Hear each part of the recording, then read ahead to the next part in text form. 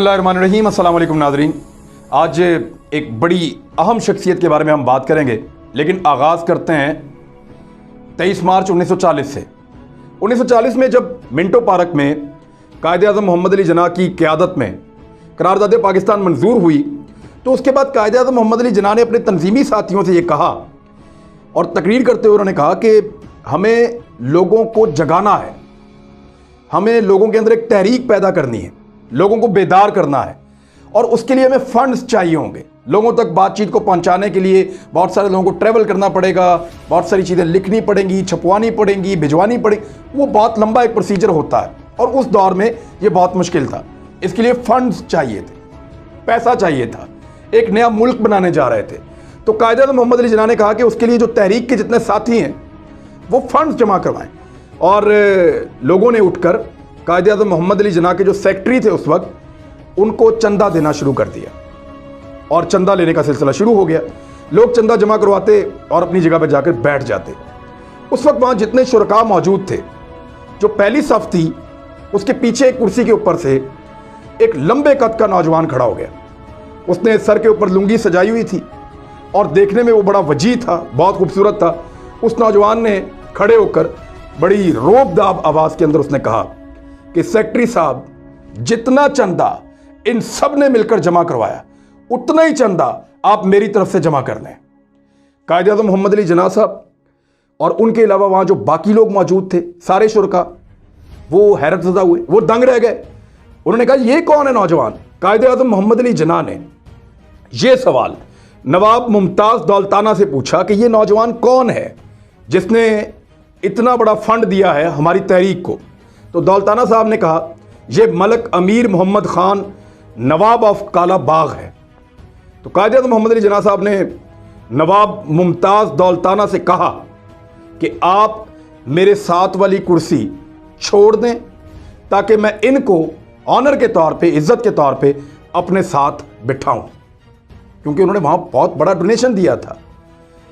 अमूमन ये समझा जाता है कि नवाबों की पहचान जो है वो उनकी जागीरें होती हैं, उनकी सल्तनत होती है, वहाँ पे उनका कंट्रोल होता है।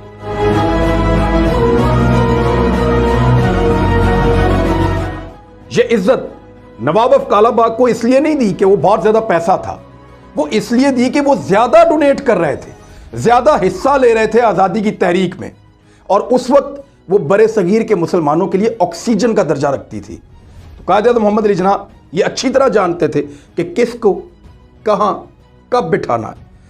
तो अमूमन ये समझा जाता है कि जो नवाब लोग होते हैं उनकी पहचान उनकी बड़ी बड़ी जागीरें होती हैं, उनकी पहचान, उनकी दौलत, उनका कंट्रोल, उनका दबदबा और उनकी बहुत बड़ी बड़ी ज़मीनें, वहाँ पे रहने वाले मज़ारे और लोगों के झुके हुए सर, ये चीज़ें उनकी पहचान होती। लेकिन नवाब ऑफ कालाबाग जो अमीर मोहम्मद खान, उनकी ज़िंदगी में उनकी पहचान उनकी जागीर नहीं थी, उनकी नवाबी नहीं थी, उनका कंट्रोल नहीं था, बल्कि उनकी पहचान अपनी मिट्टी से मोहब्बत और उनके उसूल थे।